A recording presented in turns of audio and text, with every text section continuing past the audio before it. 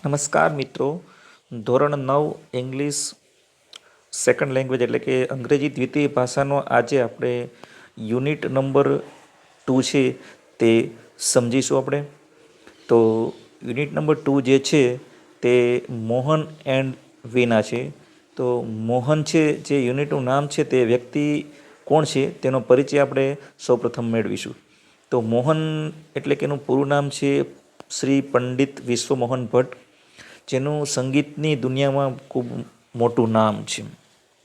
જેણે વીણા નામના એક ઇન્ડિયન ક્લાસિકલ ઇન્સ્ટ્રુમેન્ટનો આવિષ્કાર કરેલો, જે આપ ચિત્રમાં જોઈ શકો છો. તેના હાથમાં જે છે ઇન્સ્ટ્રુમેન્ટ તે વીણા છે, એટલે પાઠનું નામ છે મોહન વીણા પડેલું છે. મોહન પંડિત વિશ્વમોહન ભટ્ટ દ્વારા આ પ્રકારના ક્લાસિકલ ઇન્સ્ટ્રુમેન્ટનો આવિષ્કાર થયેલો હતો, જે ખૂબ સંગીતની દુનિયામાં ખૂબ જેનું મોટું નામ છે. તેને ઘણા બધા એવોર્ડ મળેલા છે, તે આપણે આગળ જોઈશું. અહીં તમને મિત્રો ચિત્રમાં જે ઇન્ડિયન ક્લાસિકલ ઇન્સ્ટ્રુમેન્ટ બતાવવામાં આવેલા છે તે આપ જોઈ શકો છો કે સિતાર, જે ઉપર સિતાર આપેલા છે બંને, અને નીચે આપેલ છે તે વીણા છે. તો સિતાર અને વીણામાં ઘણો બધો ડિફરન્સ હોય છે. અલગ અલગ પ્રકારના સૂર છે તે વીણામાં નીકળી શકે છે. સિતારમાં પણ અલગ અલગ પ્રકારના સૂર હોય છે. તો બંને ઇન્સ્ટ્રુમેન્ટ છે એ એકદમ અલગ અલગ હોય છે.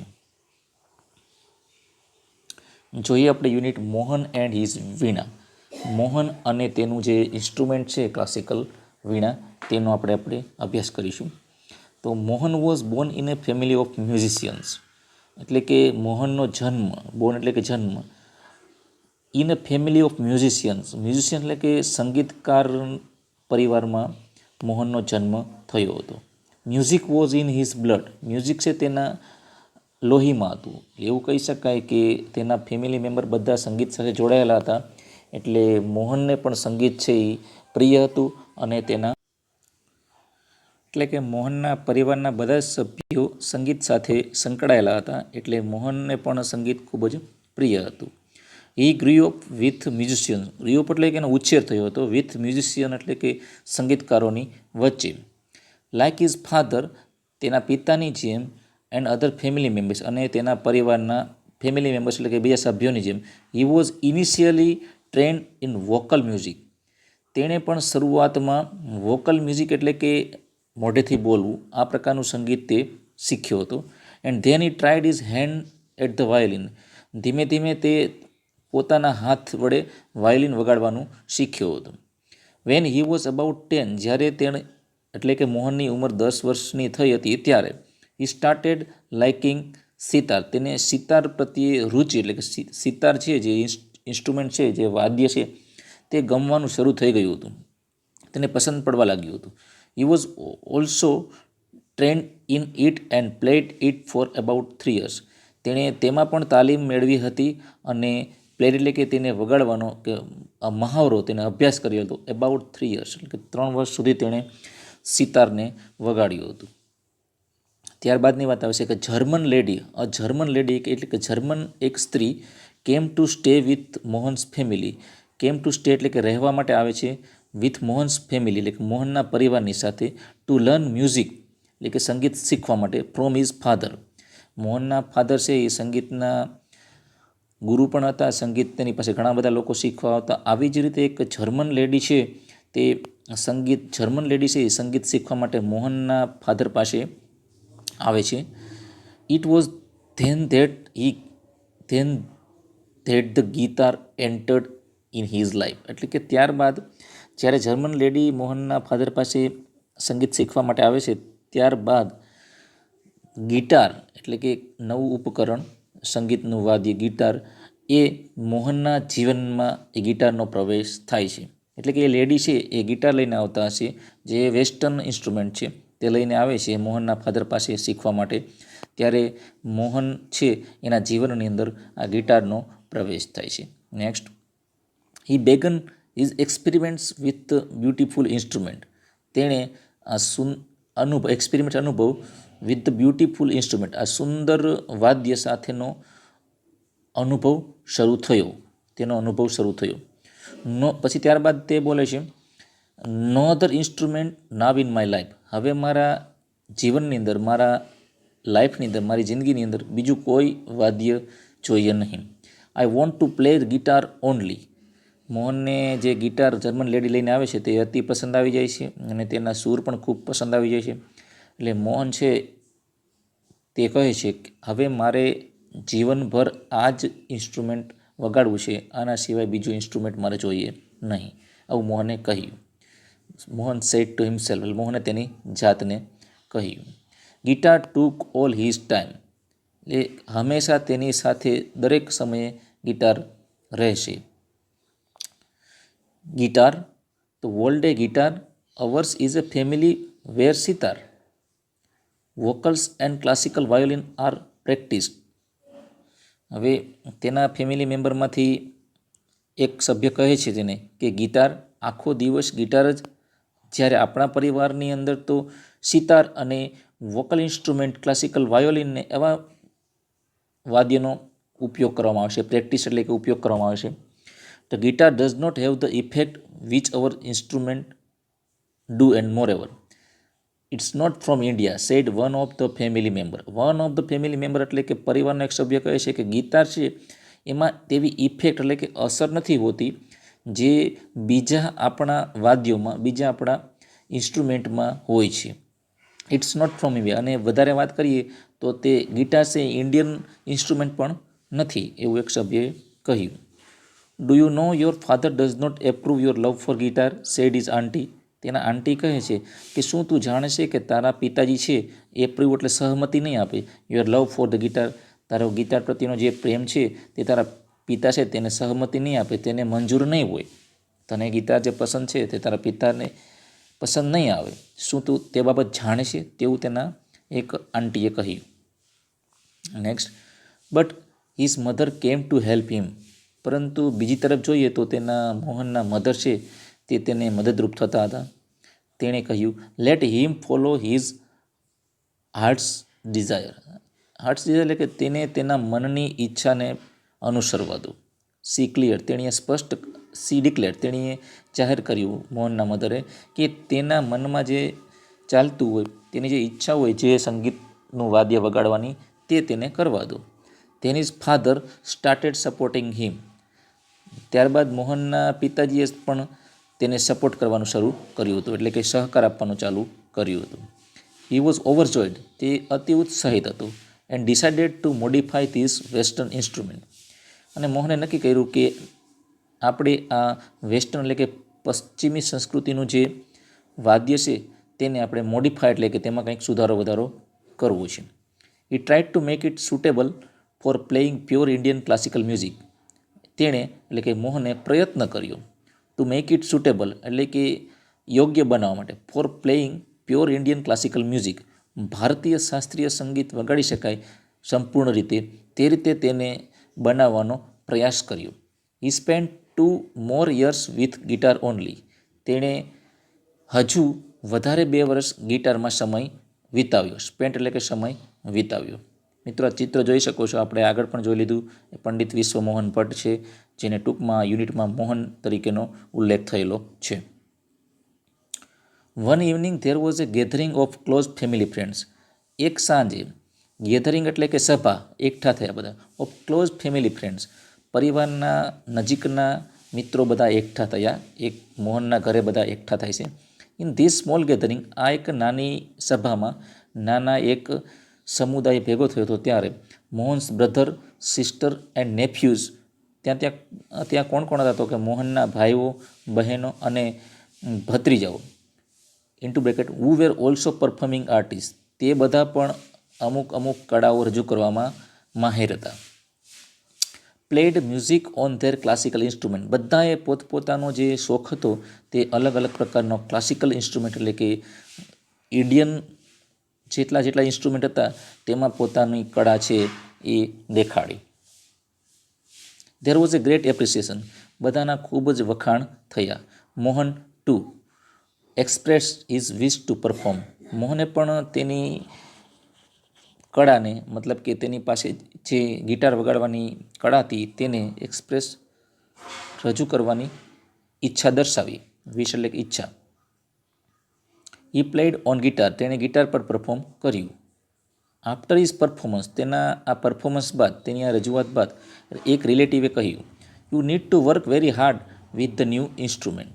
તારે હજુ નીડ ટુ જરૂરિયાત છે ખૂબ જ સખત મહેનતની, વિથ ધ ન્યૂ ઇન્સ્ટ્રુમેન્ટ, આ નવા ઇન્સ્ટ્રુમેન્ટ સાથે હજુ પણ તારે ખૂબ સખત મહેનત કરવાની જરૂરિયાત છે. One of the relative said, બીજા એક સંબંધીએ કહ્યું, if it were the sitar you would have been in competition with your brother and sister. જો આ તું ગિટારની જગ્યાએ સિતાર વગાડતો હોત તો તારા ભાઈઓ બહેનો સાથે તું સ્પર્ધામાં ટકી શક્યો હોત.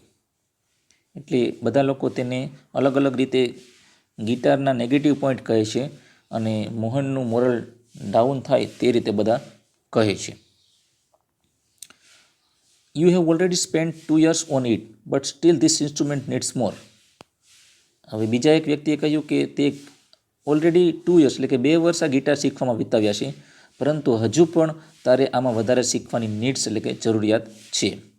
After his performance someone said, the star's sitar sound like a flowing stream, your instrument doesn't have the depth.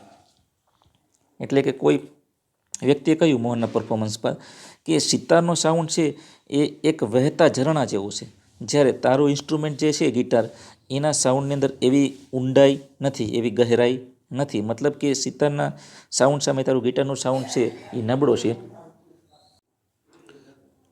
એવું કહ્યું કે સિતારના સાઉન્ડ છે એક વહેતા ઝરણા જેવું છે, જ્યારે ગિટારના સાઉન્ડમાં એવી બધી તારી ઊંડાઈ કે એવી બધી અસર નથી.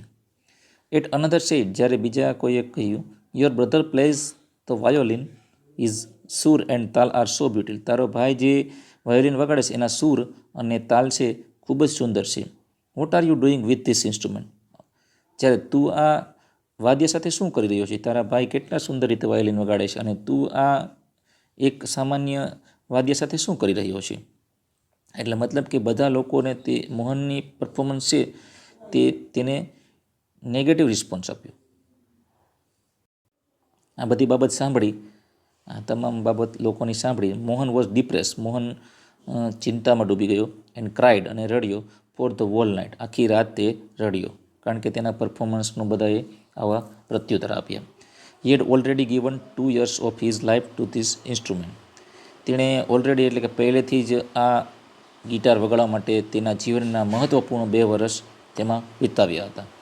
તેનું પરફોર્મન્સ સારું હતું, છતાં પણ બધા લોકોએ તેને અલગ અલગ મેણા મારી અને કહ્યું કે તારું પરફોર્મન્સ છે તે તારા ભાઈઓની સરખામણીમાં નબળું છે, જેનાથી મોહન છે એ નિરાશ થાય છે અને આખી રાત રડે છે.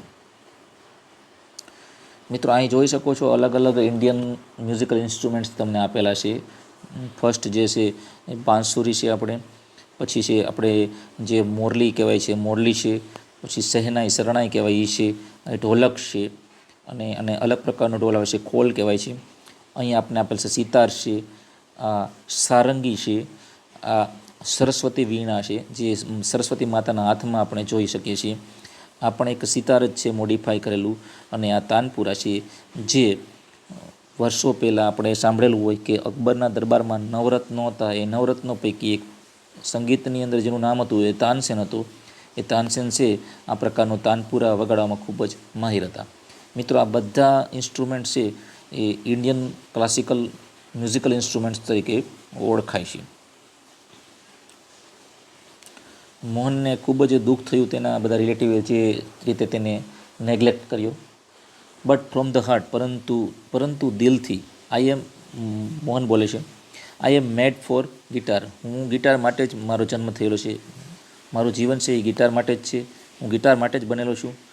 ધેર ઇઝ નો ઇન્સ્ટ્રુમેન્ટ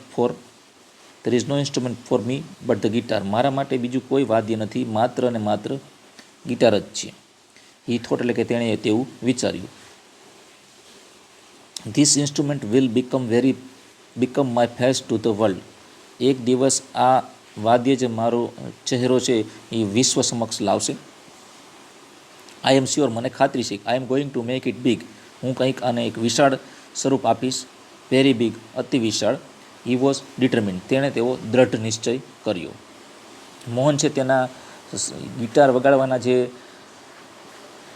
કાર્ય હતો તેના પર તે અડગ રહ્યો અને તેને વિચાર્યું કે મને એક વખત આ ગિટાર જ મારો ચહેરો છે એ દુનિયા સમક્ષ લાવશે અને હું આના દ્વારા જ કંઈક વિશાળ કાર્ય કરી બતાવીશ. This experience took place when Mohan was only 16 years of age. આ ઘટના બની ત્યારે મોહનની ઉંમર માત્ર 16 વર્ષની હતી. It was the turning point.